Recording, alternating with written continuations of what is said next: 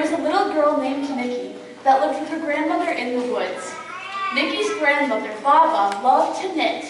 She often sat with Nikki by the fire, with her needles flying and a basket of colorful yarn nearby. It was nearly Christmas, and Nikki knew just what she wanted to ask Baba for.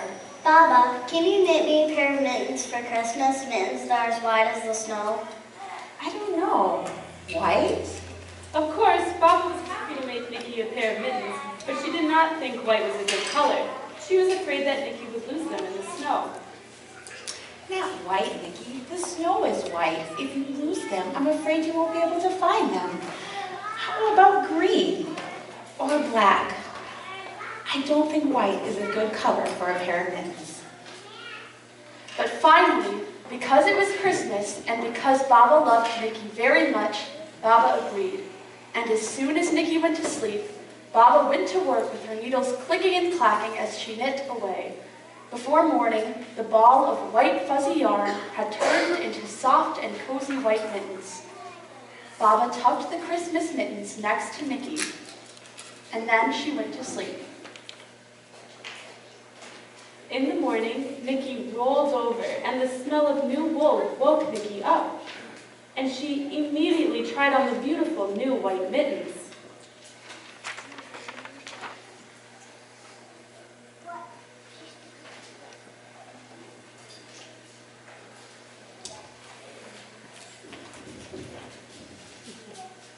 Thank you, Baba. Thank you. I love them. I must go and try them in the fresh snow.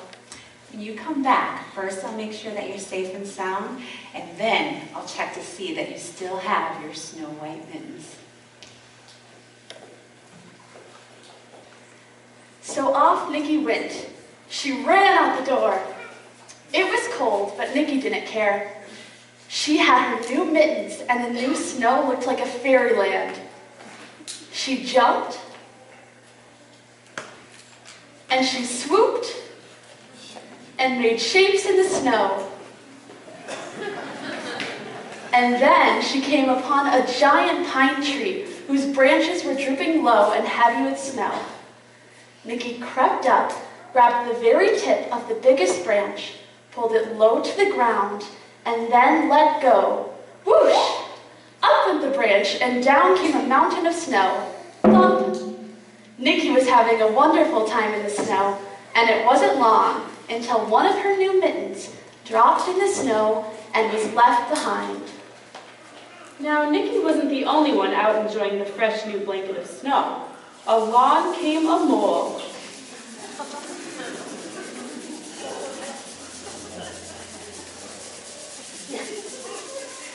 A mole who had become tired from tunneling along through the deep banks of snow.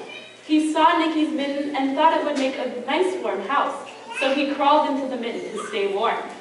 A mitten, what a lovely home a mitten would make. It's warm and cozy, I will be snug and warm. A mitten is perfect for hiding in the fresh new white snow. Soon, along came a rabbit.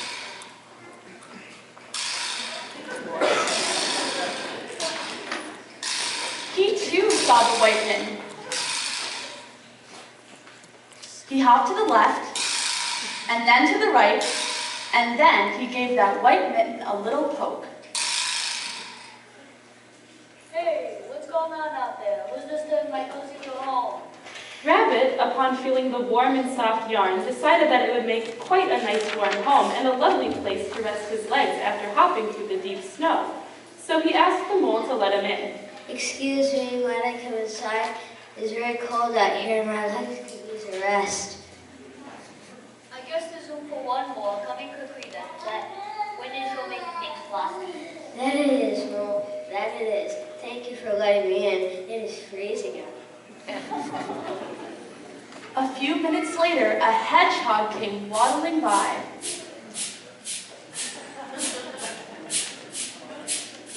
Her snout was cold and wet from uncovering leaves and looking for food. Hedgehog, sniffling her way, found the mitten too. She thought it would be wonderful to be inside, so in a prickly sort of way, and without asking, made her way in. Excuse me, move aside please. Can't you see I'm trying to get in? The rabbit and the mole did not think there was room for any more animals in the mitten, and and so they said, Sorry, but there isn't any room for you in here. Look at how the yarn is already stretched. There just isn't room for any more. But the hedgehog wiggled and prickled her body around, and when Rabbit and Mole saw her spikes, they decided not to argue with someone quite so prickly, and so they moved over and made room for the hedgehog. The mitten was getting bigger and bigger. soon along came an owl. She noticed all the commotion and swooped down to see what all the ruckus was about. Owl had been out all day, for her nest had blown down with the whipping wind. She had been flying without rest for some time and was very tired and cold. She fluffed her feathers the best she could to create some insulation between her and the biting wind. But it wasn't doing much good, and when she saw the warm mitten, she wanted in too. Hello, is anybody there? I've lost my home to the wind and need a place to rest my tootsies. My feathers have lost their fluff and I've caught a chill. I'm sure if you scoot over to the right, I bet there'd be room for me. Well, the mitten was really crowded by now, and the animals knew it couldn't possibly hold much more. So they said, Sorry, but there isn't any room for you in here. Look at how the yarn is already stretched. There just isn't room for any more. Well, the animals didn't think that there would be room for an owl, but when they saw her big yellow eyes, they got scared. So the owl tucked her wings in close, turned around, and scooched backside first inside the mitten. The mitten now had been pulled and stretched to many times its original size. a small blizzard of snow was coming toward the mitten. Up through the snow came Badger. He eyed the mitten, and at first he thought it might be something tasty to snack on. He sniffed all around, and then concluded that no, this wasn't something tasty at all. Sighed. But it did look like a nice place to warm his diggers, and he began to climb inside with the other animals. Hey, you guys in there, can you move over? It's cold out here and I would like to warm my diggers and the snack would be nice. The animals did not want to let anyone else in. My goodness, who would want someone like Badger sharing their home? So the animals told the Badger in no uncertain terms, Sorry, but there isn't any room for you in here. Look at how the yarn is already stretched. There just isn't room for any more. The animals were grumbling, but when they saw Badger's big sharp diggers, they gave him the thumbs up, and Badger squeezed in. it had started snowing, but the animals were snug and safe inside. Steam rose from the mitten and as the animals huddled together. A fox, traipsing by, stopped to investigate. The fox was a curious creature, and so she walked right up and poked her snout in.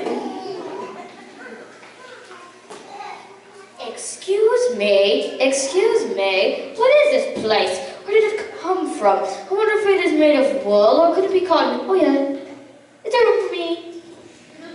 When the animals saw Fox's shiny teeth, they gave the fox lots of room. Next, a great bear lumbered by.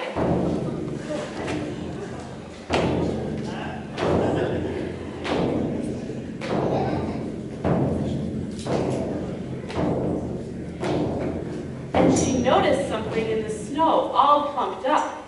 The other animals tried to hold as still as they could, hoping that the bear wouldn't see the white mitten against the snow. But that didn't fool Bear, and she began to barge her way into the mitten.